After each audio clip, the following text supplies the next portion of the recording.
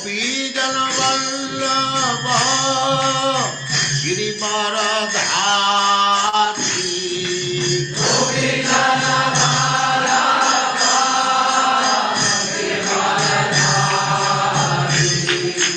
गोपीजन वल्लभ गिरिवरधारी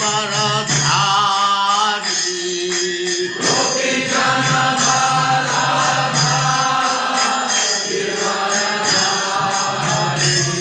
जय राधा माधव कुंज बिहारी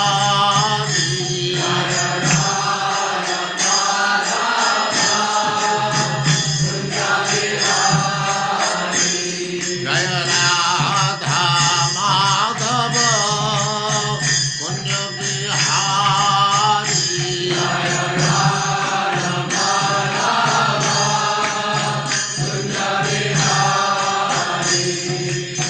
गोपीजन वल्लभ गिरिवरधारी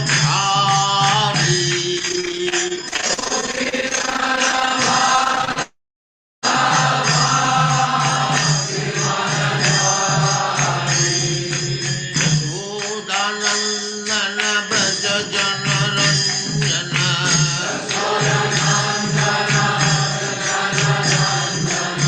यशोदानंदन व्रज जनरंजन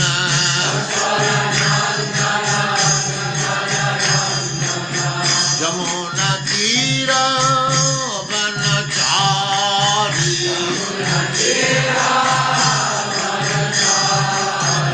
यमुना तीर वनचारी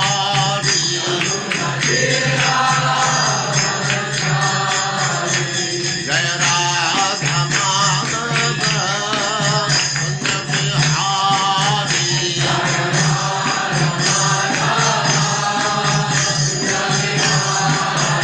जय राधा माधव कुंज बिहारी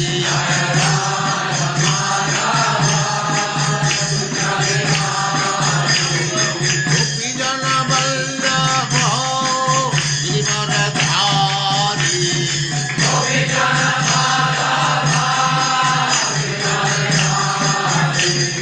गोपीजन वल्लभ गिरिवरधारी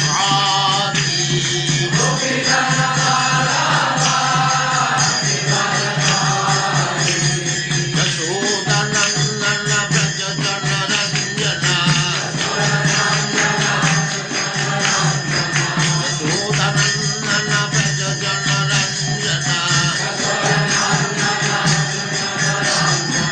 जमुना तीर वनचारी जय राधा माधव कुंज बिहारी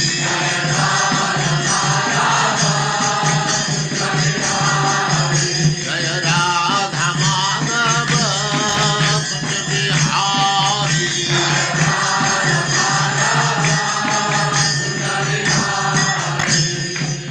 ओम नमो भगवते वासुदेवाय ओम नमो भगवते वासुदेवाय। ओम नमो भगवते वासुदेवाय ओम नमो भगवते वासुदेवाय। ओम नमो भगवते वासुदेवाय ओम नमो भगवते वासुदेवाय।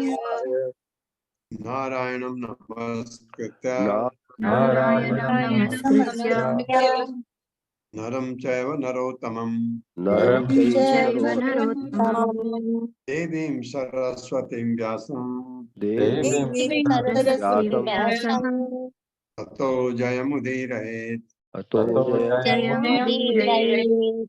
नष्टप्रायेषु अभद्रेषु नष्टप्रायेषु भद्रेषु नित्यं भागवत सेवया नित्यं भागवत सेवया भगवती उत्तम श्लोके भगवते श्लोके भक्तिर्भवति नैष्ठकी भक्तिर्भवति नैष्ठिकी। हरे कृष्ण। आप हरे सबका कृष्णा स्वागत कृष्ण है। प्रभु जी हरे दंडवत कृष्णा प्रणाम। प्रभु जी। दंडवत प्रणाम। हरे कृष्णा। हरे कृष्ण। हरे कृष्ण प्रभु जी दंडवत तो प्रणाम। भगवान कपिल के उपदेश और सुनते हैं। आज 26वें श्लोक से आगे बढ़ते हैं। आत्मनः च परस्यापि यः करोति अंतरोदरम तस्य भिन्न अदृशो मृत्युः विदधे भयम उल्बणम्। किसको डराता हूँ कह रहे, मेरे साथ पढ़िए। आत्मनः च परस्यापि आत्मनः परस्यापि यः करोति अंतरोदरम यः करोति अन्तरायुधरम् तस्य भिन्न दृशो मृत्युः तस्य भिन्नदृशो मृत्युः विदधे भयम उल्बणम्। विदधे भयम् वनम्। शब्दार्थ है आत्मना स्व का यानी अपना, च तथा, परस्य दूसरे का, अपि भी यह जो कोई करोति भेदभाव रखता है। अब बता रहे हैं अपनी माँ को।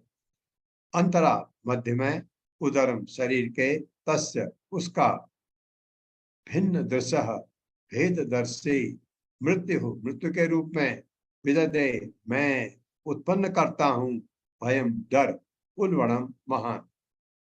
डरते हैं ना मरने से बहुत लोग। जो भी अपने तथा अन्य जीवों के बीच भिन्न दृष्टिकोण के कारण तनिक भी भेदभाव करता है, उसके लिए मैं मृत्यु की प्रज्वलित अग्नि के समान समान महान भय उत्पन्न करता हूँ। भगवान कह रहे हैं कि मैं अगर जीवों के प्रति आप भिन्न दृष्टिकोण के कारण, जैसे कल बताया था कि सबको, सब जीवों को कैसे देखना है, एक भाव से, क्योंकि उनके अंदर परमात्मा है। तो भक्त कैसे देखता है? हर जीव को भगवान का मंदिर के रूप में, क्योंकि परमात्मा है अंदर। तो कल कहा था भगवान ने कि जीवों के साथ आपको दया रहनी चाहिए। कोई आज कीड़ा है, वो हम भी हो सकते हैं, कर्म के हिसाब से वो गया है आत्मा उसके अंदर, परमात्मा साथ में विद्यमान है। ये ऐसा नहीं कि ये नीच है, ऐसा है इससे दूर रहो, ऐसा नहीं। ये भाव भेदभाव नहीं होना चाहिए। इसके साथ ही साथ प्रभुपाद ने यह भी बताया कि आप संभाव तो रख सकते हैं, लेकिन व्यवहार उनके साथ एक साथ नहीं हो सकता है। ये बिल्कुल सही है। अगर आपके सामने पैंथर आ गया, बाघ आ गया, तो आप बाघ के साथ उसको, उसके सिर में हाथ रख के उसको लाड़ प्यार नहीं दे सकते, क्योंकि वो आपको खा जाएगा। ये ध्यान भी आपको रखना है।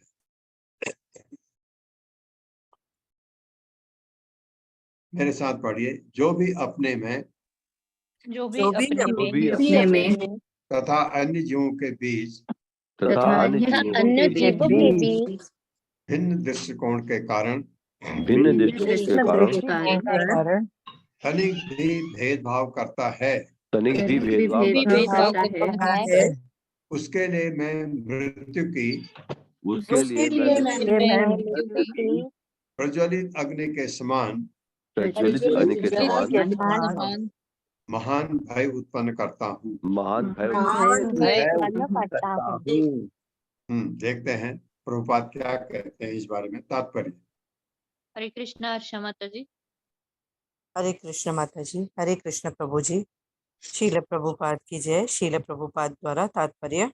समस्त प्रकार के जीवों के बीच अनेक शारीरिक भिन्नताएं हैं, किंतु भक्त को इस आधार पर एक जीव तथा दूसरे जीव में भेदभाव नहीं करना चाहिए। भक्त का दृष्टिकोण तो यह होना चाहिए कि समस्त प्रकार के जीवों में आत्मा तथा परमात्मा दोनों ही समान रूप से उपस्थित हैं। हरे कृष्ण प्रभु जी। उपस्थित हैं। हरे कृष्ण। 27वां श्लोक है। अथ माम सर्व, आज बड़ी अच्छी अच्छी चीजें बताएंगे भगवान कपिल, ध्यान रखिए, नोट भी कर सकते हैं। अथ माम सर्वभूतेषु भूत आत्मानं कृतालयम् अर्हयेद अर्हेद दान मानाभ्याम मैत्रा अभिन्नेन चक्षुषा। मेरे साथ पढ़िए। अथ माम सर्वभूतेषु अथमां सर्वभूतेषु भूत आत्मानं कृतालयम् भूतात्मानं कृतालयम् अर्हेद दान मानाभ्याम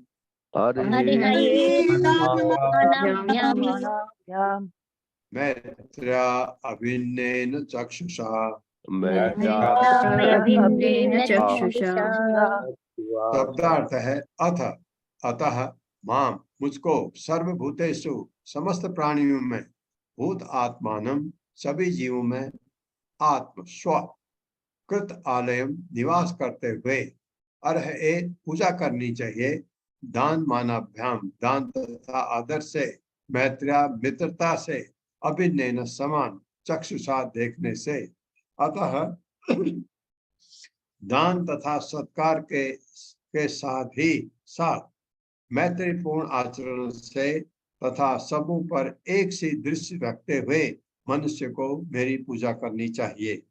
जब आप में ये भाव हो, किसी प्राणी के लिए आप में घृणा न हो और तिरस्कृत भावना से न देखते हूं, तब उस हालत में जब आप जानते हैं सब जीव अपने कर्मों के हिसाब से उस योनि में गए, वो हम भी वहां होके आए, हम भी वहां पता नहीं कितनी बार होके आए तो इसलिए घृणा नहीं करनी है।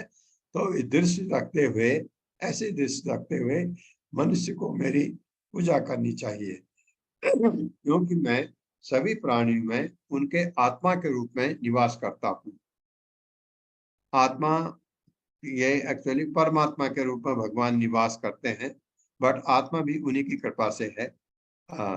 मेरे साथ पढ़े। अतः दान तथा सत्कार के साथ अतः दान तथा सत्कार के साथ साथ ही साथ मैत्रीपूर्ण आचरण से मैत्रीपूर्ण आचरण से तथा सबों पर एक सी दृष्टि रखते हुए सबों पर एक रखते हुए मनुष्य को मेरी पूजा करनी चाहिए। मनुष्य को मेरी पूजा करनी चाहिए क्योंकि मैं सभी प्राणियों में क्योंकि मैं सभी प्राणियों में उनके आत्मा के रूप में निवास करता हूँ। उनके आत्मा के रूप में निवास करता हूँ।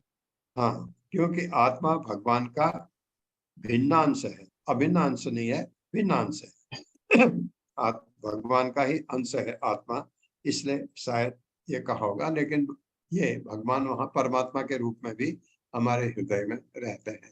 तात्पर्य माता जी। हरे कृष्णा। सोनिया अग्रवाल माता जी। हरे कृष्ण माता जी। श्री प्रभुपाद जी की जय। तात्पर्य श्री प्रभुपाद जी के द्वारा। लोगों को यह भ्रांति नहीं होनी चाहिए कि चूंकि परमात्मा प्रत्येक प्राणी के हृदय में निवास करते हैं, इसीलिए व्यष्टि आत्मा उनके तुल्य है। परमात्मा तथा आत्मा की समानता निर्विशेषवादियों के मन की झूठी उपज है। यहाँ स्पष्ट उल्लेख किया गया है कि आत्मा को पूर्ण पुरुषोत्तम भगवान के संबंध में ही मान्यता देनी चाहिए। आत्मा की पूजा विधि यहाँ इस प्रकार बताई गई है कि या तो दान देकर या पृथकतावादी दृष्टिकोण से मुक्त होकर उसके साथ मैत्री भाव से आचरण किया जाए। कभी कभी निर्विशेषवादी एक दीन व्यष्टि आत्मा को दरिद्र नारायण के रूप में मान लेते हैं, जिसका अर्थ है पूर्ण पुरुषोत्तम भगवान श्री नारायण दरिद्र यानी गरीब हो गए हैं। यह विरोधाभास है। पूर्ण पुरुषोत्तम भगवान सर्व ऐश्वर्यों से परिपूर्ण है। वे किसी दरिद्र आत्मा के साथ अथवा पशु तक के साथ रहना स्वीकार कर लेंगे, किंतु इसका अर्थ यह नहीं कि वे दरिद्र हो गए हैं। यहाँ पर संस्कृत के दो शब्द आए हैं, मान तथा दान। मान श्रेष्ठ का सूचक है और दान उसको बताता है जो दान देता है या किसी कनिष्ठ पर दया दिखाता है। हम श्री भगवान को ऐसा निम्न व्यक्ति नहीं मान सकते जो हमारे दान पर आश्रित है। जब हम दान देते हैं तो सदैव अपने से निम्न भौतिक या आर्थिक अवस्था वाले को देते हैं। दान कभी धनी व्यक्ति को नहीं दिया जाता। इसी प्रकार यहाँ स्पष्ट रूप से बताया गया है कि मान या आदर श्रेष्ठ को दिया जाता है, जबकि दान अपने से निम्न को। अपने कर्म फलों के अनुसार जीवात्मा धनी या निर्धन हो सकता है, किंतु परमेश्वर अपरिवर्तित रहते हैं। वे तो सदैव 6 ऐश्वर्यों से संपन्न रहते हैं। जीवों के प्रति संभाव रखने का अर्थ यह नहीं है कि उस जीव के साथ श्री भगवान जैसा व्यवहार बरता जाए। दया तथा मैत्री का अर्थ यह नहीं है कि किसी को झूठे ही पूर्ण पुरुषोत्तम परमेश्वर के उच्च पद तक उठा दिया जाए, किंतु साथ ही हमें इस भ्रम में नहीं पड़ना चाहिए कि सूकर जैसे पशु के हृदय में स्थित परमात्मा तथा एक विद्वान ब्राह्मण के हृदय में स्थित परमात्मा भिन्न भिन्न है। सभी जीवों में स्थित परमात्मा एक ही पूर्ण पुरुषोत्तम परमेश्वर है। अपनी सर्वशक्तिमत्ता से श्री भगवान कहीं भी रह सकते हैं और कहीं भी वैकुंठ लोक जैसी परिस्थिति उत्पन्न कर सकते हैं। यही उनकी शक्ति है जो अचिंत्य है। अतः जब भगवान श्री नारायण एक सूकर के हृदय में वास करते हैं तो वे सूकर नारायण नहीं बन जाते, वे सूकर की देह से अप्रभावित रहकर सदैव नारायण बने रहते हैं। हरे कृष्ण। बने रहते हैं। इतना लिखना पड़ा प्रभुपाद को क्योंकि किसी ने, अब मैं नाम नहीं ले रहा हूं उसका, क्योंकि कोई हो सकते हैं उनके भक्त हों, उनको बुरा लगे, मैं नहीं कह रहा हूं। एक संस्था ऐसी है जिसमें एक प्रकांड विद्वान ने कहा भगवान दरिद्र नारायण के रूप में आते हैं, तो प्रभुपाद को इतना समझाना पड़ा। भगवान दरिद्र कभी नहीं हो सकते। भगवान में 6 चीजें हैं। 6 असीमित, क्या है? असीमित 6 चीजें। अगर कोई कहता है ये भगवान प्रकट हो गया, तो उसमें 6 चीजें देखिए आप, क्या है वो? उनका जो ऐश्वर्य है या उनका धन असीमित, उनका सौंदर्य असीमित, उनका यश असीमित, चौथा उनका बल असीमित, पांचवा उनका ज्ञान असीमित, उनका त्याग असीमित। ये 6 गुण जिसमें होते हैं उसको भगवान कहते हैं। तो भगवान दरिद्र नहीं हो सकते। प्रभुपाद को इतना लिखना पड़ा क्योंकि एक ऐसे व्यक्तित्व हैं जिनका बहुत ज्यादा नाम है, तो उसके उन्होंने ऐसा कहीं लिखा और बोला भी, इसलिए प्रभुपाद को ये क्लियर करना पड़ा भगवान दरिद्र नारायण नहीं हो सकते। जैसे उन्होंने स्पष्ट किया, भगवान अगर सुअर के हृदय में है, बिल्कुल है, परमात्मा है, क्योंकि वहां आत्मा है, आत्मा के साथ परमात्मा हमेशा है। तो भगवान सुकर नारायण नहीं हो गए। भगवान ने तो सुकर का रूप लिया था, 12 रूप में। हम 12 भगवान 12 की पूजा करते हैं, वो आए थे एक मकसद से। तो भगवान 12 के रूप में आए का मतलब ये नहीं भगवान सुअर हो गए, ये नहीं। ये ऐसा भगवान नारायण ही रहे, वो किसी भी रूप में आकर के कोई भी काम करने के लिए वो, क्योंकि अब ये आपके मन में होगा कि भगवान शुक्र रूप में क्यों आए, पृथ्वी गर्त में डूबी हुई थी। ऐसा माना जाता है कि गर्त में गंदगी ज्यादा होती, शुक्र जा सकता है गंदगी में। इस वजह से लोग, कुछ का मत ऐसा है, इसलिए शुक्र का रूप लेकर के वो समुद्र में गर्भोदक ओशन में नीचे जाकर के उठा के ले आए ऊपर, और जो ये हमारा समुद्र है, सागर है, इसमें उसको अपनी शक्ति से तैरा के रख दिया। पृथ्वी इसमें ये किया था, भगवान ने ये रूप लिया था।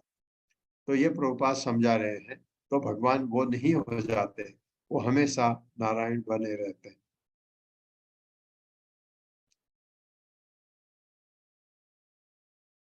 जीवा श्रेष्ठा हि अजीवानां ततः प्राणभृतः शुभे ततः सच्चित्ता प्रवरा ततः च इंद्रिय वृत्तयः। मेरे साथ पढ़िए, जीवा श्रेष्ठा हि अजीवानां जीवा ततः प्राणभृतः शुभे ततः ततः सच्चित्ता प्रवरा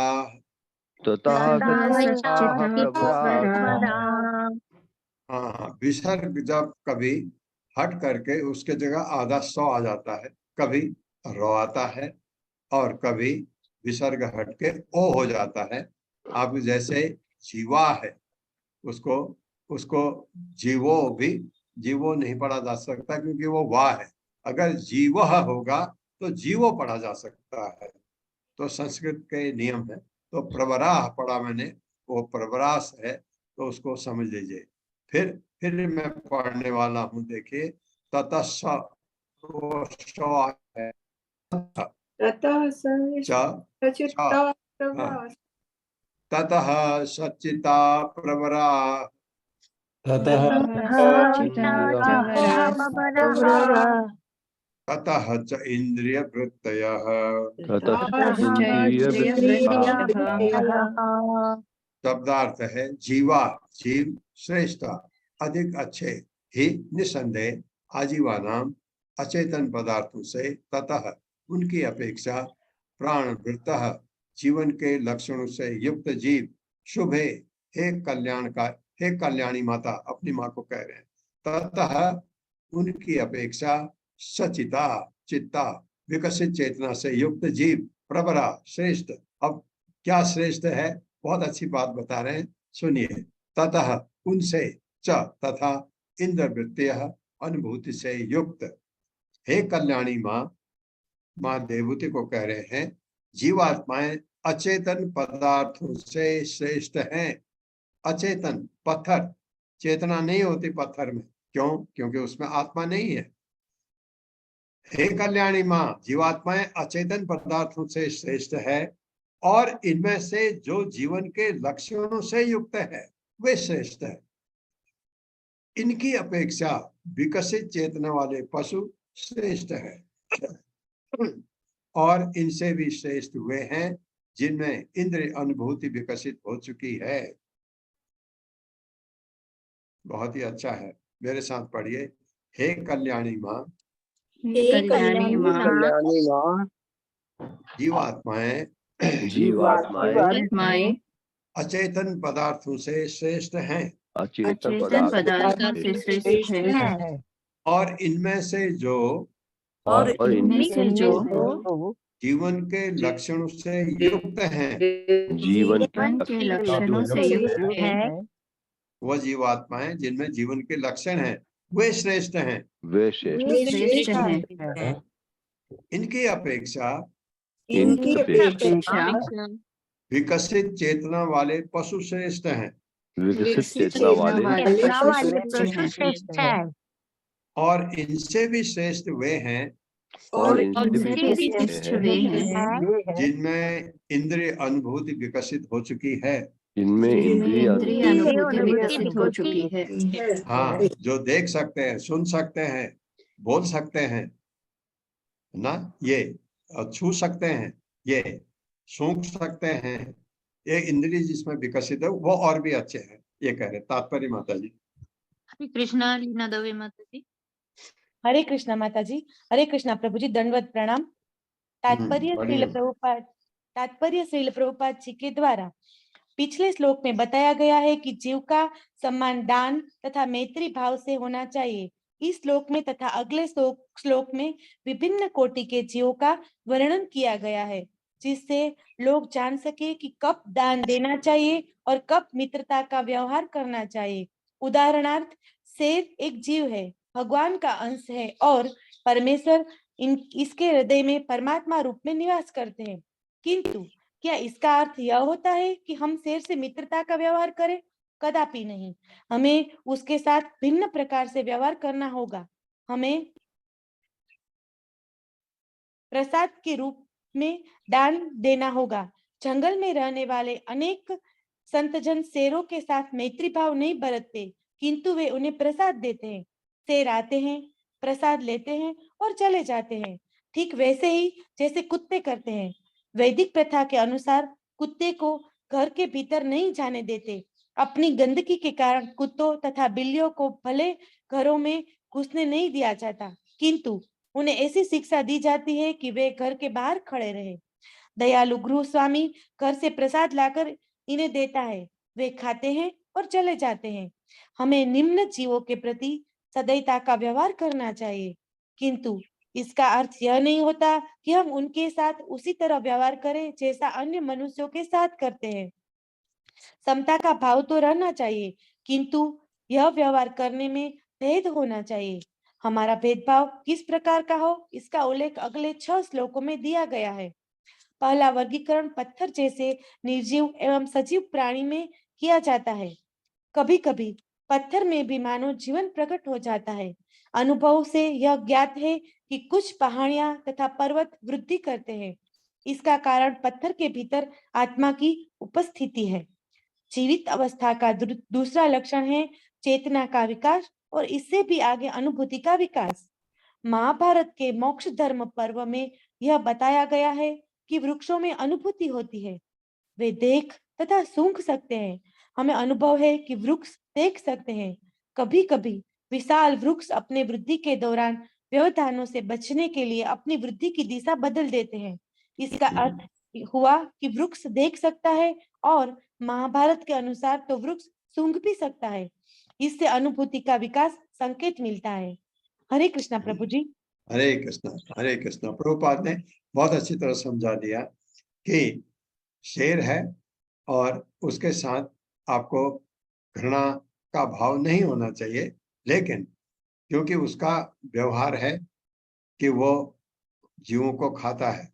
जंगल में जो भक्त लोग रहते हैं, जो सन्यासी रहते थे पहले, वो जो कुछ खाते हैं उसका कुछ हिस्सा उनको भी दे देते थे। जैसे आजकल कुत्ते को खिलाते हैं। प्रभुपाद ने कहा घर के भीतर ब्राह्मण के यहाँ तो कम से कम घर के भीतर आने की इजाजत नहीं होती। ब्राह्मण कौन? जो सतोगुणी है। ब्राह्मण वह नहीं जो ब्राह्मण का बेटा है, उसको ब्राह्मण नहीं कहा जाता। हर व्यक्ति शूद्र के रूप में पैदा होता है इस भौतिक जगत में। उसको संस्कार दिए जाते हैं और वो संस्कार अगर ऐसे हैं कि उसमें सतोगुण है, ग्रंथों का ज्ञान है, तब वो ब्राह्मण होता है। नहीं तो उसको क्या कहते हैं, ब्रह्म बंधु, उसको द्विज बनाना पड़ता है। दूसरी बार उसको उसकी दीक्षा लेनी पड़ती है, तब ब्राह्मण बनता है। तो इसके घर में क्योंकि वो भगवान की पूजा करते हैं और अगर कुत्ता बिल्ली उनको छू दे, उनको नहाना पड़ता है। इस वजह से कुत्ते बिल्ली को अलाउ नहीं किया जाता घर में। और ये प्रभुपाद ने बताया, उनके साथ आपका जो दया का भाव हमेशा रहता है। वो आया, आपने खाना खिलाया, वो चला गया। ऐसा नहीं है कि उसको ले करके, जैसे आजकल होता है, लोग तो बहुत सारे लोग कुत्तों के साथ सोते हैं, बिल्लियों के साथ सोते हैं। इसका ये चीज प्रभुपाद ने समझाया है। दूसरा चीज जो आपको अटपटा लगा होगा, यहाँ पर्वत को वैदिक साहित्य में जीव का वो दिया जाता है। जैसे आपको उदाहरण के लिए गोवर्धन पर्वत है। गोवर्धन पर्वत की हम पूजा करते हैं। गोवर्धन पर्वत अब नीचे को जा रहा है। प्रतिदिन कितना मिलीमीटर वो नीचे को धंसता जा रहा है। तो पर्वतों को जीव के रूप में लिया जाता है, जो प्रभुपाद ने समझा दिया है इधर कि वृक्ष का तो ठीक है, वृक्ष अगर ऊपर को जा रहा है, ऊपर अगर मान लीजिए कोई चीज आ गई, उसका अवरोध आ गया, कोई ऑब्स्टेकल आ गया, तो पेड़ जो है अपनी दिशा बदल लेता है ऊपर जाने के लिए, थोड़ा टेढ़ा होकर के ऊपर चला जाएगा। ऐसा होता है। इसका मतलब प्रभुपाद कहते हैं, इसका मतलब पेड़ देख सकता है कि अंदर अवरोध है उसके सामने, तो उसको दिशा बदलनी पड़ेगी। तो ये पर्वतों को जीव में लिया जाता है। ये आपको अटपटा लगेगा, लेकिन लिया जाता है। तो उसमें वृद्धि होती है, पता नहीं, लेकिन वैदिक साहित्य में पर्वतों को जीव के रूप में लिया जाता है, जैसे पेड़ पौधों को लिया जाता है वैसे। लेकिन एक अलग पत्थर को जीव में नहीं लिया जाता। ये पर्वत की बात। तत्रापि स्पर्श वेदिभ्यः प्रवरा रस वेदिनः तेभ्यो गंध विदः श्रेष्ठा ततः शब्द विदो वरा। मेरे साथ पढ़िए। तत्रापि स्पर्श वेदिभ्यः तत्रापि स्पर्शवेदिभ्यः प्रवरा रस वेदिनः प्रवरारसवेदिनः तेभ्यो गन्धविदः श्रेष्ठा तेभ्यो गन्धविदः श्रेष्ठः ततः शब्दविदो वरा। ततः शब्दविदो वराः। शब्दार्थ है तत्र, उनमें से।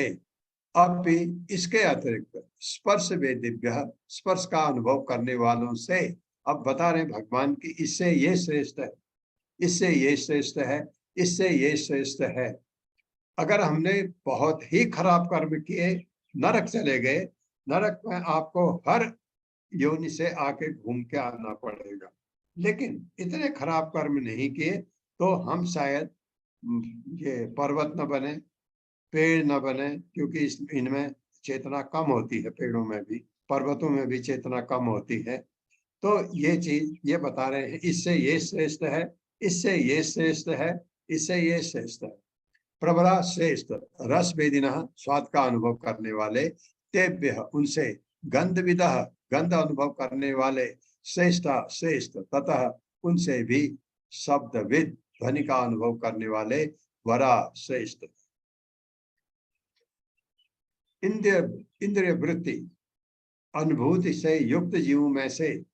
अब इंद्रिया हैं, 5 ज्ञान इंद्रिया आप जानते हैं, लेकिन किसी में एक ही इंद्रिय है मान लो, उससे जिसमें 2 है वो अच्छा है, उससे अच्छा वो है जिसमें 3 अच्छा है, उससे वो अच्छा है जिसमें 4 इंद्रिया अनुभूति हो चुकी हैं इंद्रियों की, उससे अच्छा वो है जिसमें 5 इंद्रियों की अनुभूति हो चुकी है। तो एक एक करके कैसे बताते हैं भगवान, सुनिए। इंद्रिय वृत्ति अनुभूति से युक्त जीव में से जिन्होंने स्वाद की अनुभूति विकसित कर ली है, वे स्पर्श अनुभूति विकसित किए हुए जीवों से श्रेष्ठ हैं। अगर कोई जीव खाली स्पर्श का अनुभव है कि स्पर्श से उनको आइडिया लगता है कहाँ क्या है, लेकिन स्वाद नहीं है उनमें, तो ये कह रहे हैं जिनमें स्वाद है वो उनसे बेटर है। इनसे भी श्रेष्ठ वे हैं जिन्होंने गंध की अनुभूति विकसित कर ली है। आपको एक चीज बताऊं मैं, गंध की अनुभूति अगर कर ली है तो स्पर्श की भी होगी और स्वाद की भी होगी। जो आपने देखा सबसे पहले तो शब्द आया था, कान। सबसे पहले जो पैदा हुआ भगवान ने, जो पहले आकाश पैदा हुआ, आकाश में शब्द आया, शब्द सुनने के लिए कान सबसे पहले आया था। अब ये एक एक करके बताएंगे, फिर प्रभुपाद समझाएंगे। इनमें से श्रेष्ठ वे हैं जिन्होंने गंध की अनुभूति विकसित कर ली है, और इनसे भी श्रेष्ठ वे हैं जिनकी श्रवण इंद्रिय विकसित हो गई है। श्रवण इंद्रिय मतलब कान। मेरे साथ पढ़िए। इंद्रिय वृत्ति अनुभूति से युक्त जीवों में से जिन्होंने स्वाद की अनुभूति विकसित कर ली है, जिन्होंने स्वाद की अनुभूति विकसित की है, वे स्पर्श अनुभूति विकसित किए हुए जीवों से श्रेष्ठ हैं।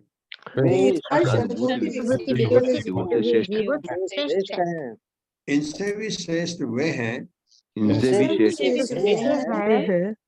जिन्होंने गंध की अनुभूति विकसित कर ली है, जिन्होंने गंध की अनुभूति विकसित कर ली है, और इनसे भी श्रेष्ठ वे हैं जिनकी श्रवण इंद्रिय विकसित है। जिनकी श्रवण इंद्रिय विकसित है। तात्पर्य। हरे कृष्णा सरिता तनपुरी माता जी।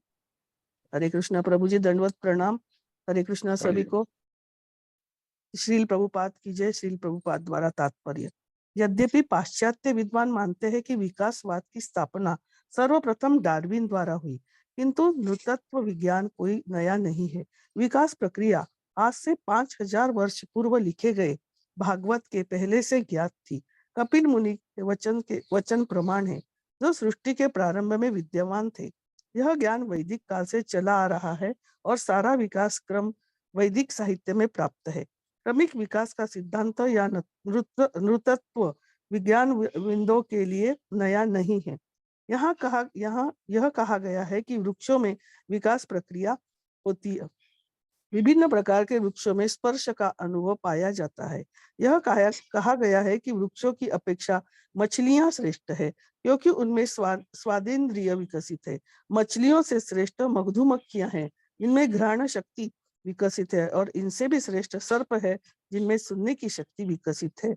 रात्रि के अंधकार में सर्प मेंढक की लुभावनी ध्वनि सुनकर अपने भोज्य प्राप्त कर सकता है। सांप समझ सकता है कि यहाँ पर मेंढक है, और केवल उसकी ध्वनि से ही वह उसे पकड़ लेता है। यह उदाहरण कभी कभी उन व्यक्तियों के लिए उपयुक्त है जो मृत्यु के लिए शब्दोच्चार करते हैं। मनुष्य के मेंढक जैसे जीव हो सकती है जो शब्द उत्पन्न कर सकती है, किंतु ऐसे ध्वनि तो मृत्यु के आवाहन बन सकती है। जीव तथा ध्वनि का सर्वोत्तम उपयोग यही है कि हरे कृष्ण कृष्ण कृष्ण हरे हरे, हरे राम राम राम हरे हरे में महामंत्र का कीर्तन किया जाए। इससे क्रूर काल के हाथ से रक्षा हो सकती है। हरे कृष्ण। धन्यवाद। क्रूर काल से रक्षा हो सकती है। रक्षा कैसे? हमें क्या यहाँ रहना है हमेशा? नहीं। रक्षा ऐसे हो सकती है कि हम 84 लाख से बच सकते हैं अगर महामंत्र का जप किया जाए तो, कीर्तन किया जाए तो। रूप भेद विदह तत्र ततः चौभयतो दतः ततः च उभयतो दतः तेषां बहुपदा श्रेष्ठा श्रेष्ठा च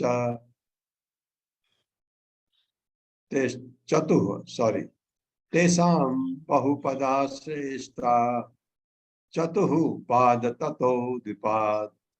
अब चतुपाद 4 पैर वाले से 2 पैर वाला अच्छा है, भगवान बता रहे हैं।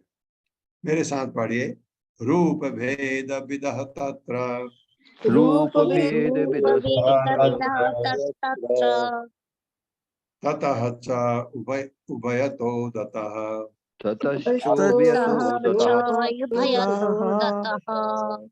तेषां बहुपदा श्रेष्ठा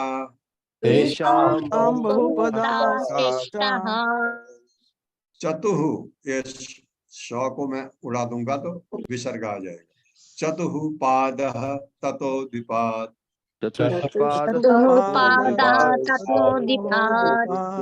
रूप भेद, रूप में अंतर, विदह जानने वाले, तत्र उनकी अपेक्षा, ततः उनसे, च तथा, उभयतः दोनों जबड़ों में, ततः धातु से युक्त, तेसाम उनमें से, बहुपदा अनेक पांव वाले, श्रेष्ठा श्रेष्ठ, चतुपाद चौपाया, ततः उनसे, द्विपाद 2 पांव वाले।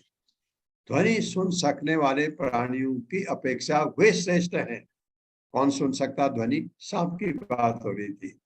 वे श्रेष्ठ हैं जो एक रूप तथा दूसरे रूप में अंतर जान लेते हैं। इनसे भी अच्छे वे हैं जिनके ऊपरी तथा निचले दांत होते हैं, और इनसे भी श्रेष्ठ अनेक पांव वाले जीव हैं। इनसे भी श्रेष्ठ चौपाए, और चौपाए से भी श्रेष्ठ बढ़कर 2 पाए यानी मनुष्य है। मेरे साथ पढ़िए। ध्वनि सुन सकने वाले प्राणियों की अपेक्षा,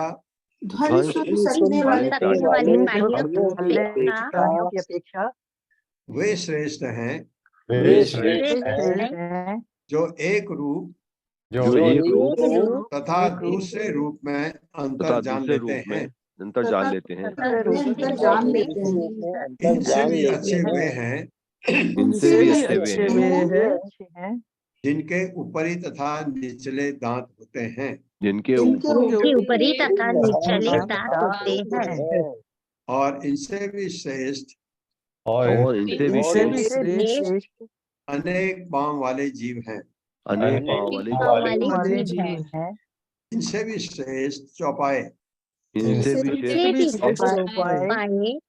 और चौपाए से भी श्रेष्ठ बढ़कर मनुष्य है। और चौपाई से भी बढ़कर मनुष्य है।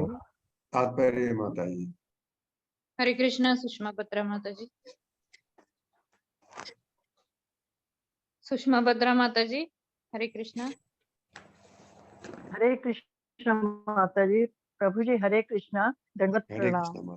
प्रभुपाद जी की जय। प्रभुपाद जी के द्वारा जय। तात्पर्य, एक दूसरे रूप में अंतर कर सकते हैं। बड़े जैसे जीव जिनके पैर होते हैं वे बिना पैर वाले वृक्षों तथा वनस्पतियों से श्रेष्ठ है। 4 पैर वाले पशु अनेक पैर वाले जीवों से श्रेष्ठ है। पशुओं से भी श्रेष्ठ मनुष्य है, क्योंकि उसके केवल 2 पैर होते हैं। हरे कृष्णा प्रभु जी। धन्यवाद 2 पैर माता जी। वाले 4 पैर वालों से अच्छे, 4 पैर वाले बहुत ज्यादा पैरों वाले से अच्छे, ये ऐसे बताया। ततो वर्णाः चत्वारः तेषां ब्राह्मण उत्तमः ब्राह्मणेषु अपि वेदज्ञो हि अर्थज्ञो अव्यतिकः ततः। मेरे साथ पढ़िए। अब उनमें भी आ रहा है कौन ब्राह्मण, अगर 2 पैर मनुष्य आ गए, मनुष्य में कौन श्रेष्ठ है। ततो वर्णाश्च चत्वारः ततो वर्णाश्च तेषां ब्राह्मण उत्तमः ब्राह्मण उत्तमः ब्राह्मणेषु अपि वेदज्ञो ब्राह्मणेषु अपि वेदज्ञो हि अर्थज्ञो अव्यतिकः ततः।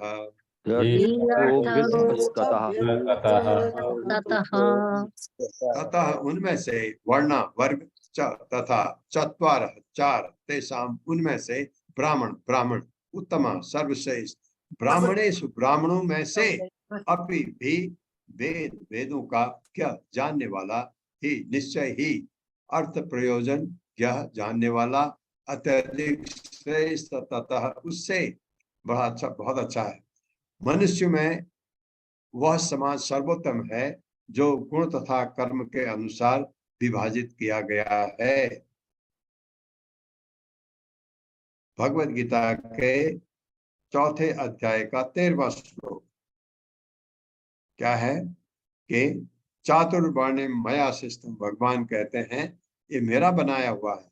चातुर्वर्ण्यम मया सृष्टम गुण कर्म विभाग सह, गुण और कर्म के हिसाब से मैंने उसको बनाया है। कौन ब्राह्मण होगा, कौन क्षत्रिय होगा, कौन वैश्य होगा, कौन शूद्र होगा। ये मनुष्य में वह समाज सर्वोत्तम है जो गुण तथा कर्म के अनुसार विभाजित किया गया है, और जिस समाज में बुद्धिमान जनों को ब्राह्मण पद दिया जाता है वह सर्वोत्तम समाज है। ब्राह्मणों में से जिसने वेदों का अध्ययन किया है वही सर्वोत्तम है, और वेदज्ञ ब्राह्मणों में भी वेद के वास्तविक तात्पर्य को जानने वाला सर्वोत्तम है। ब्राह्मण उत्तम बताया, ब्राह्मणों में से भी वह उत्तम है जिसने वेदों का अध्ययन किया है, और उनमें भी वह उत्तम है जिसको वेदों का वास्तविक तात्पर्य पता है। क्या है भगवान, वह वेदों का वास्तविक तात्पर्य है क्या? भगवान को जानना। भगवान को नहीं जाना, कहा सारे वेद पढ़ लिए, याद भी है मेरे को श्लोक, तो वो ऐसा है जैसे कूटे हुए धान को फिर कूटना, कोई फल नहीं उसमें। तो ऐसे से कोई फल नहीं। अगर वेद पढ़े हैं, भगवान का ज्ञान पूरा होना चाहिए, और ज्ञान होना एक बात है, अगर अनुभूति नहीं हुई व्यर्थ है। मेरे साथ पढ़िए। मनुष्य में वह समाज सर्वोत्तम है, मनुष्यों में वो समाज सर्वोत्तम है जो गुण तथा कर्म के अनुसार विभाजित किया गया है, जो गुण तथा कर्म के अनुसार विभाजित किया गया है। और जिस समाज में बुद्धिमान जनों को ब्राह्मण पद दिया जाता है, ब्राह्मण पद दिया जाता है, वह सर्वोत्तम समाज है। वो सर्वोत्तम समाज है। ब्राह्मणों में से से जिसने वेदों का अध्ययन किया है, वही सर्वोत्तम है। वही सर्वोत्तम है। और वेदज्ञ ब्राह्मणों में भी ब्राह्मणों में भी वेद के वास्तविक तात्पर्य को जानने वाला सर्वोत्तम है। वेद के वास्तविक तात्पर्य को जानने वाला सर्वोत्तम है। तात्पर्य माता जी। हरे कृष्णा त्रयी माता जी। हरे कृष्ण। तात्पर्य श्रील प्रभुपाद की जय। श्रील प्रभुपाद के द्वारा गुण तथा कर्म के अनुसार मानव समाज का 4 भागों में किया गया वर्गीकरण अत्यंत वैज्ञानिक है। आज भले कि ब्राह्मण, क्षत्रिय, वैश्य या शूद्र प्रणाली भारत में वर्तमान जाति प्रथा के कारण दूषित हो चुकी है, किंतु ऐसा प्रतीत होता है कि ये प्रणाली दीर्घकाल से चली आ रही है, क्योंकि इसका उल्लेख श्रीमद् भागवतम तथा श्रीमद् भगवद गीता में हुआ है। समाज में बुद्धिमान वर्ग, योद्धा वर्ग, व्यापारी वर्ग तथा श्रमिक वर्ग के रूप में सामाजिक विभाजन नहीं होगा, तब तक यह गड़बड़ी बनी रहेगी कि कौन किस उद्देश्य से कर्म कर रहा है। जो व्यक्ति परम सत्य को समझ सके वो ब्राह्मण है, और जब ऐसा ब्राह्मण वेदज्ञ होता है तो वो वेदों का प्रयोजन समझ सकता है। वेदों का प्रयोजन परम को समझना है। जो व्यक्ति परम सत्य को 3 अवस्थाओं में ब्रह्म, परमात्मा तथा श्री भगवान के रूप में समझता है, और जो श्री भगवान के पद का अर्थ समझता है, वो ब्राह्मणों में श्रेष्ठ अथवा वैष्णव समझा जाता है। हरे कृष्ण। ब्राह्मणों से उत्तम वैष्णव होता है, क्योंकि वैष्णव किसे कहते हैं? जो प्रकृति के 3 गुणों को लांघता है। और ब्राह्मण में प्रकृति के 3 गुण एक गुण है, सतोगुण में है ब्राह्मण। ब्राह्मण तमोगुण रजोगुण में नहीं होता। और भगवान की भक्ति न तो तमोगुण में हो सकती है न रजोगुण में हो सकती है। भक्ति खाली आपके सतोगुण में हो सकती है, लेकिन सतोगुण की गारंटी नहीं है। कभी आपको किसी ने कुछ कह दिया, उछल पड़े, आप चले गए तमोगुण में या रजोगुण में, तो ये खतरा है सतोगुण का। लेकिन अगर आप सतोगुण को पार कर जाते हैं, 3 गुणों को, तो वो उसको वासुदेव अवस्था कहते हैं या उसको शुद्ध सत्व कहते हैं। ये वेदों का प्रयोजन है। वेदों का प्रयोजन है ब्रह्म को समझना। ये समझ गए तो वो श्रेष्ठ समाज माना जाता है। ब्राह्मण को इसलिए श्रेष्ठ माना जाता है क्योंकि वो ज्ञान देने के लिए, समाज को ज्ञान देने के लिए बने हैं। एक दूसरा, ये तब की ब्राह्मण की बात हो रही है जो अपने कमाई के लिए कभी काम नहीं करते थे। ब्राह्मण सिर्फ समाज को उपदेश देने के लिए और राजाओं को बताने के लिए क्या चीज करनी है क्या अकरनी है। कभी राजा ऐसा गलती न कर बैठे तो ब्राह्मण बताते थे। ब्राह्मणों की का भरण पोषण राजा करता था, पहले ऐसा था। अभी सारे ब्राह्मण पेशेवर हो गए, सब पैसा कमाने में लग गए हैं, तो ये वो फर्क आ गया। इसलिए ये ब्राह्मण जब ब्राह्मण का रूप लेते हैं तो अभी कृष्ण भावनामृत में क्या है, सब बहुत सारे ब्राह्मण हैं, बहुत सारे शूद्र हैं, बहुत सारे वैश्य हैं। उनको पहली दीक्षा दी जाती है।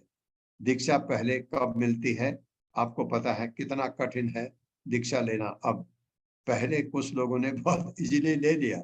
अभी ये कि आपको ज्ञान होना चाहिए।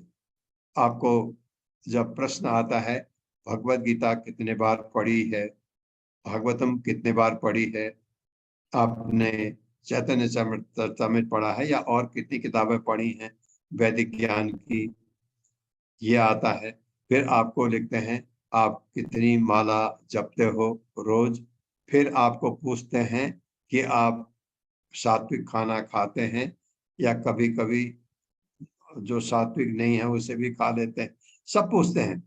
और आप ब्रह्मचर्य व्रत धारण करते हैं या नहीं करते हैं। अगर आप अकेले हैं, अगर आप गृहस्थ में हैं तो गृहस्थ का ब्रह्मचर्य भी होता है, उसको पूछते हैं आपको।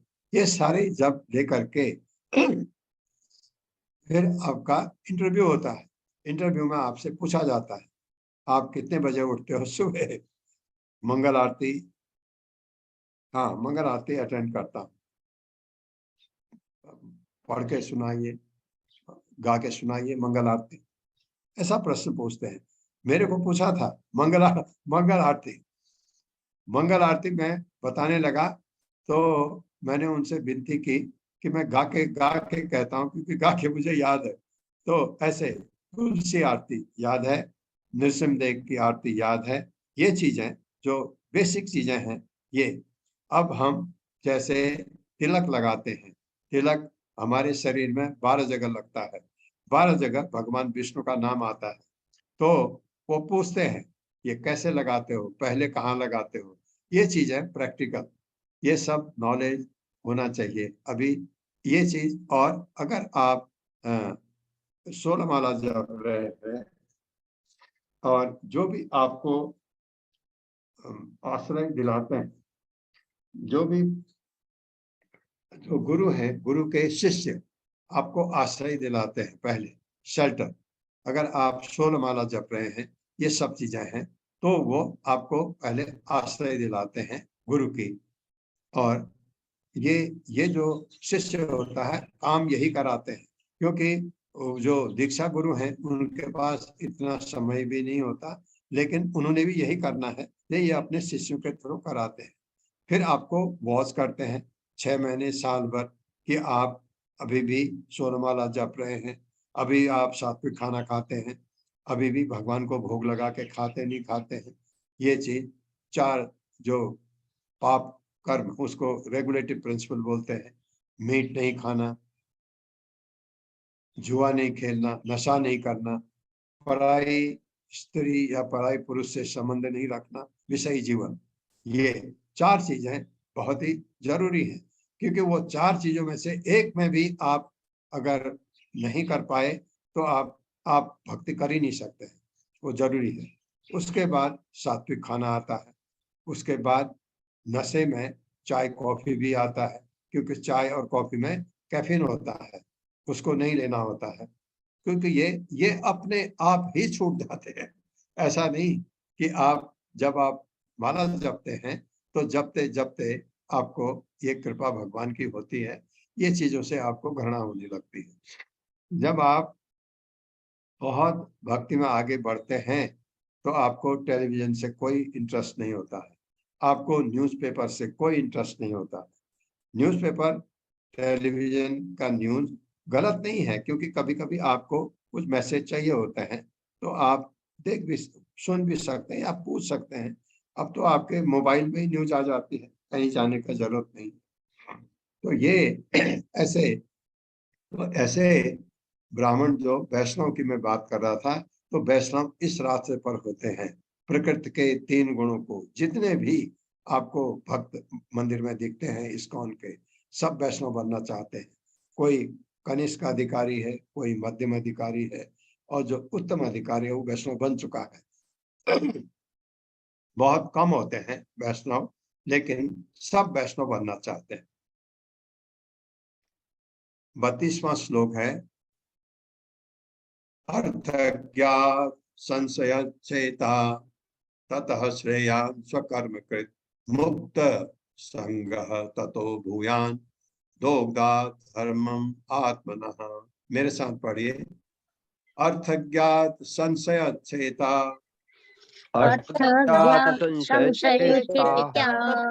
ततः श्रेयान् स्वकर्म कृत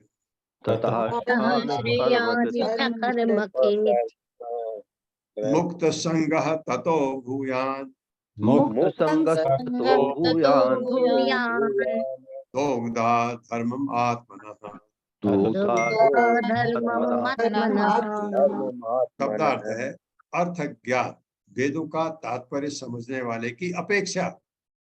एक तो कहा जो वेदों का तात्पर्य समझता है, ब्राह्मण अच्छा है, ब्राह्मण से अच्छा वो ब्राह्मण है जिसने वेद पढ़े हैं। उससे भी अच्छा वह है जो वेदों के तात्पर्य को समझता है। अब क्या उससे भी अच्छा कौन है? संशय, संदेह, छेता, छिन्न करने वाला, ततः उसकी उपेक्षा, श्रेयान श्रेष्ठ, स्वकर्म अपने निर्धारित कार्य कृत करने वाला, मुक्त संग भौतिक संगति से मुक्त, ततः उससे भूयान श्रेष्ठ, अदोग्धा न करने वाला, धर्मम भक्ति, आत्मनः अपने लिए। वेदों का तात्पर्य समझने वाले ब्राह्मण की अपेक्षा वह मनुष्य श्रेष्ठ है जो सारे संशयों का निवारण करते हैं।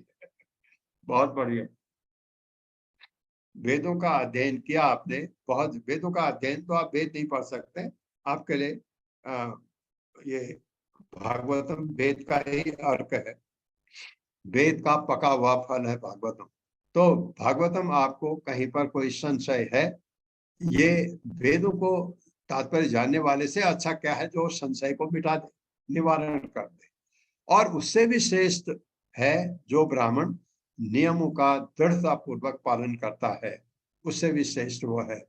उससे भी श्रेष्ठ है समस्त भौतिक कलमश से मुक्त व्यक्ति। ये तो सबसे श्रेष्ठ है, जिसमें भौतिक कलमश नहीं है, काम क्रोध लोभ मोह मद मत्सर से गायब, सब स्वच्छ हृदय, उससे वो श्रेष्ठ है।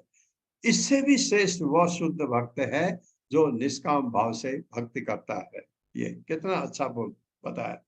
मेरे साथ पढ़िए, वेदों का तात्पर्य समझने वाले, वेदों का तात्पर्य समझने वाले ब्राह्मण की अपेक्षा ब्राह्मण की अपेक्षा वो मनुष्य श्रेष्ठ है, वो मनुष्य श्रेष्ठ है जो सारे संशयों का निवारण कर दे।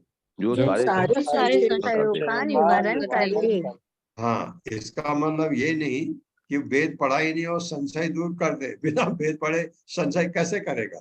वो ऐसा ज्ञान है उसको कि उसको सब कुछ स्पष्ट हो चुका है, वो किसी भी संशय को आपके दूर कर सकता है। और उससे भी श्रेष्ठ वह है, और उससे भी श्रेष्ठ वो है जो ब्राह्मण नियमों का दृढ़ता पूर्वक पालन करता है।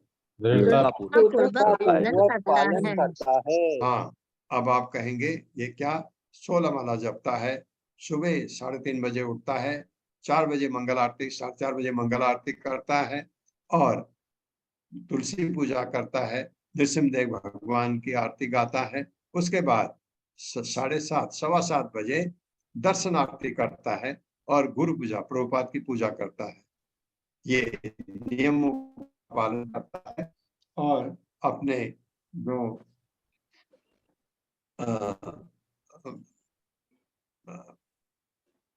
अपने सात्विक खाना खाता है, भगवान को भोग लगा के खाता है और इसके अलावा जो 4 वो है रेगुलेटरी प्रिंसिपल उनको फॉलो करता है और भगवत गीता भागवतम पढ़ता है, सुनता है। ये इसको कहते हैं दृढ़ता पूर्वक पालन करना। उससे भी श्रेष्ठ कौन है? समस्त भौतिक कर्म से मुक्त व्यक्ति। ये क्यों करते हैं हम? ये क्यों करते हैं? हरे कृष्ण कृष्ण कृष्ण हरे राम राम राम हरे। जिन लोगों को इसका अनुभव नहीं है वो कहते हैं बस माला लेके जपते रहते हैं। ऐसे भी आप बोलते हैं, क्यों करते, क्यों जपते हैं आप, क्यों करते हैं? इससे क्योंकि आपके ये कलमश, भौतिक कलमश मिटने चाहिए। अगर नहीं मिटे तो कोई फायदा ही नहीं है। और तो क्या जप करना बंद कर दें? बिल्कुल नहीं, इसी से होगा। जप करते करते करते करते आप जपू में शुद्धि आएगी। जब जप करते समय मन जप में ही होगा तो आपके भौतिक कलमश अवश्य हटेंगे। इससे भी श्रेष्ठ वह शुद्ध भक्त है जो निष्काम भाव से भक्ति करता है। वो शुद्ध भक्त है भगवान को, जिसके अंडर भगवान है। हम भगवान के अंडर हैं। भगवान का शुद्ध भक्त ऐसा है जिसके अंडर भगवान होते हैं। इसलिए भगवान आपको बहुत सारी चीजें दे सकते हैं, भक्ति नहीं देते इतने इजीली, क्योंकि भक्ति देने का मतलब है कि भगवान भक्त के गुलाम हो जाते हैं। भगवान का जो शुद्ध भक्त है, जो चाहे वो करा सकता है। हालांकि भगवान का शुद्ध भक्त भगवान से कभी कुछ नहीं मांगता है, लेकिन उसमें इतनी शक्ति है, जो चाहे वो करा सकते हैं। क्या कहा भगवान ने गोपियों से? मैं आपका ऋणी हूँ, आपका ऋण इतना है मेरे ऊपर, मैं उसको ऋण कर ही नहीं सकता। ये भगवान अपने भक्तों के ऋणी होते हैं। 18वें अध्याय भगवत गीता में कितना कहा है भगवान ने इसके बारे में। ये मेरे साथ पढ़ा माता जी। प्रभु जी 2 लाइन बाकी है। जो ब्राह्मण नियमों का दृढ़ता पूर्वक पालन करता है,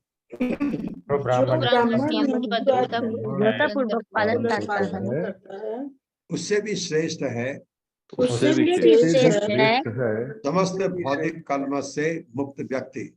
समस्त भौतिक कलमश से मुक्त व्यक्ति। इससे भी श्रेष्ठ वो शुद्ध भक्त है इससे भी श्रेष्ठ वो शुद्ध भक्त है जो निष्काम भाव से भक्ति करता है। जो निष्काम भाव है। करता है। तात्पर्य माता जी। हरे कृष्णा सुशील गुप्ता प्रभु जी। हरे कृष्णा प्रभु जी, हरे कृष्णा माता जी, दंडवत प्रणाम। प्रभु जी कल का एक थोड़ा सा वो शेयर करना चाहेंगे। पिताजी मेरे आईसीयू में थे परसों, जी तो इतना ज्यादा कंडीशन खराब थी कि डॉक्टर ने कहा आधे घंटे में कुछ भी हो सकता है, मेंटली प्रिपेयर रहिए। तो पापा ने रात में सिर्फ हरे कृष्ण, हर सांस में हरे कृष्णा हरे रामा, मतलब जो सांस उनको नहीं आ रही थी तो पहले बहुत अच्छी हाय बात। दैया हाय अम्मा के बजाय हाय हरे कृष्णा हरे रामा मैंने कान में बोला। तो रात भर वही करते रहे, पूरे वार्ड में उन्होंने महामंत्र सुनाया सबको। और दूसरे दिन डॉक्टर ने बोला कि आप ले जा सकते हो, क्रिटिकल कंडीशन है। मैंने कहा सर घर के लिए जिद कर रहे हैं तो घर पे अगर कुछ हो तो प्रभु जी पढ़ लेते हैं पहले, फिर क्वेश्चन आंसर सेशन में बात करते हैं प्रभु जी। जी जी तो तात्पर्य फिर पढ़िए। जी हरे कृष्ण। श्रील प्रभुपाद की जय। तात्पर्य श्रील प्रभुपाद। अर्थात ब्राह्मण उस व्यक्ति का सूचक है जिसने परम सत्य का सम्यक विश्लेषणात्मक अध्ययन किया हो और जो जानता हो कि परम सत्य का अनुभव तीन भिन्न अवस्थाओं में ब्रह्म, परमात्मा तथा श्री भगवान के रूप में किया जाता है।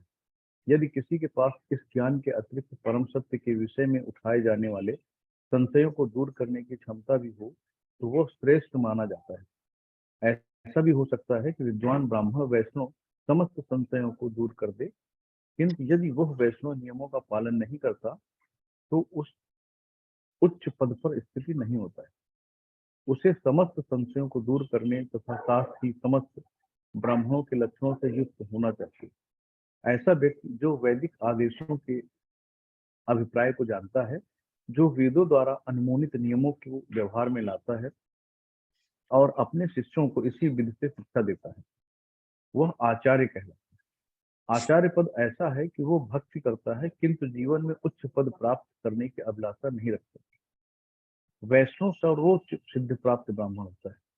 जो वैष्णव परम सत्य के विज्ञान को जानता है किंतु अन्य को इस ज्ञान का उपदेश नहीं कर पाता, वो निम्न अवस्था में माना जाता है। जो न केवल परमेश्वर के विज्ञान को जानता है अपितु अन्यों को उसका उपदेश भी देता है, वो द्वितीय अवस्था में रहता है।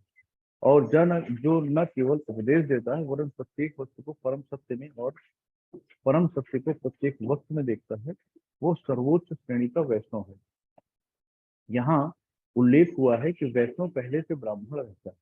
निसंदेह वैष्णव होने पर ही ब्राह्मण की पूर्ण अवस्था प्राप्त होती है। हरे कृष्ण प्रभु जी, हरे कृष्ण माता जी, हरे कृष्ण प्रभु, हरे कृष्ण। वैष्णव वो ब्राह्मण तो होता ही है, ब्राह्मण से ऊपर होता है वैष्णव, ये बताया गया। वो द्वितीय अवस्था में जो उपदेश देता है, परंतु हर वस्तु को परम सत्य में, परम सत्य को हर वस्तु में देखता है, सर्वोच्च श्रेणी का वैष्णव है। तो जो ये इससे ये अच्छा, इससे ये अच्छा, बहुत ही अच्छा वर्णन हुआ ये। तो ये अच्छा लगा प्रभु, आपके पिताजी की तबीयत बेटर है। ये हमारा मकसद जो ये हरे कृष्ण महामंत्र का जप करना, क्योंकि शरीर कभी भी छोड़ सकते हैं हम, लेकिन अगर भगवान का नाम लेते हुए छोड़ें तो भगवत धाम जाने का पूरा पूरा विश्वास। भगवान को याद करें या भगवान का नाम लें, जब हम इस शरीर को छोड़ते हैं तो वैकुंठ मिल जाता है। इस वजह से हरि नाम जपना बहुत अच्छा है। आपने बहुत अच्छा करा, और ये अच्छी बात है कि उनमें उनका स्वास्थ्य इम्प्रूव भी हो गया। हरे कृष्णा। पल्लवी माता जी कुछ कहना चाहती हैं? नहीं प्रभु जी, मैं कुछ नहीं कहना चाहती प्रभु जी। ओके माता जी, हरे कृष्णा। आप सबका बहुत बहुत धन्यवाद। ओम अज्ञानतिमिरान्धस्य ज्ञानाञ्जनशलाकया चक्षुरुन्मिलितं तस्मै श्री गुरुवे नमः। नमो विष्णुपादाय कृष्णपृष्ठाय भूतले श्रीमते भक्तिवेदांत स्वामिनिति नामिने। नमस्ते सरस्वती देवे गौरवाणी प्रचारिणे निर्विशेष शून्यवादी पाश्चात्य सता।